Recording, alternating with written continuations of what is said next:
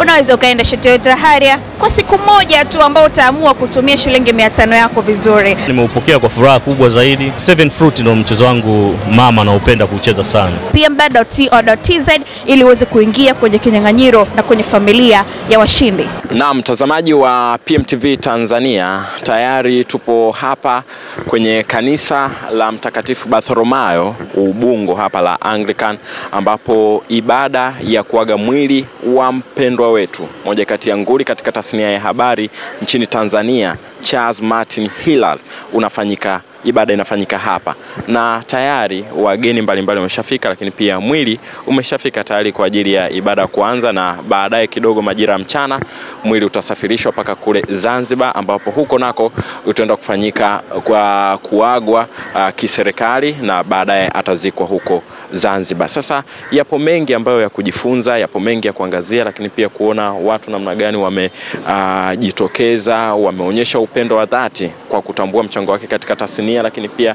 maisha ya kawaida.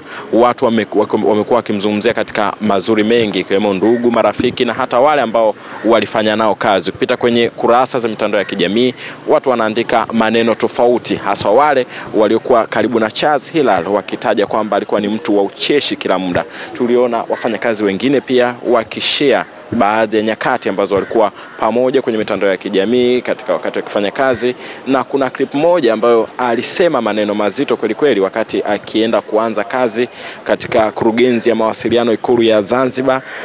Kabla hajaanza kile ambacho alikuwa anataka kukizungumza pale, basi alikuwa anaimba kidogo kwa mbwembe, akawaambia kabisa na kuasa, rekodini hiki mtakuja siku kukichapisha na kukishia mtandaoni. Hatimaye akiwa amefariki, ile clip ambayo anazungumza hayo maneno ikatoka na inaonyesha namna gani alikuwa ni mtu wa furaha wakati mwingi.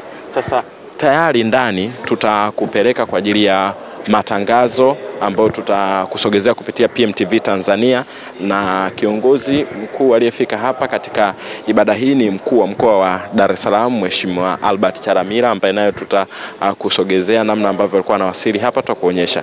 Lakini pia watu wengine maarufu ambao tutapata nafasi ya kuzungumza nao, na wameshafika hapa kwa ajili ya kutoa heshima za mwisho kwenye kanisa hili la Mtakatifu Bartholomayo la Anglican hapa Ubungo, kabla mwili haujasafirishwa kwenda huko Zanzibar.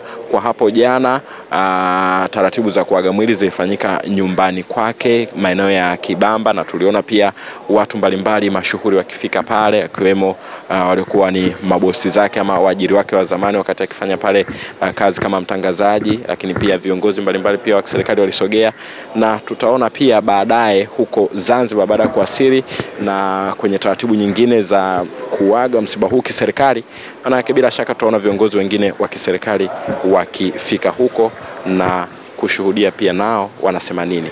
Kwa mengi zaidi, endelea kusogelea kwenye kurasa zetu za mitandao ya kijamii kama kule Instagram ya PMTV Tanzania, ambapo huko tutachapisha habari nyingi zaidi zinazotokea hapa, lakini pia YouTube channel ya PMTV Tanzania, na huko tutakusogezea hali kadhalika video na matukio mbalimbali ambayo yametokea hapa kanisani. Mimi ni Meki Mchane, nyuma ya kamera yupo director Nyoni, ambaye tunakusogezea matangazo haya moja kwa moja kutoka hapa kanisa la Anglican Ubungo la Mtakatifu Bartholomayo.